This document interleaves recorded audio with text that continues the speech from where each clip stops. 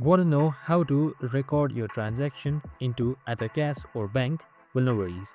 So in this video, I'm going to show you how you can add records, which is your income and expenses, to your cash account or your bank account. So let's get straight to it.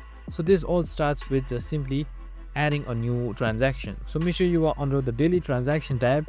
So on the left side, you should be seeing on both of them. And on the bottom right side, you should be seeing this plus icon right here already. So you can just simply select that. So now once you effect that here, you can just simply choose income, expense or transfer. So I'm just going to add income right here for now, a random category. Now here comes in the account choosing part, which we are making up for the video. So you can either add one or edit it by selecting edit right here, or just simply choose any one of these. It could be cash, card or account as you want.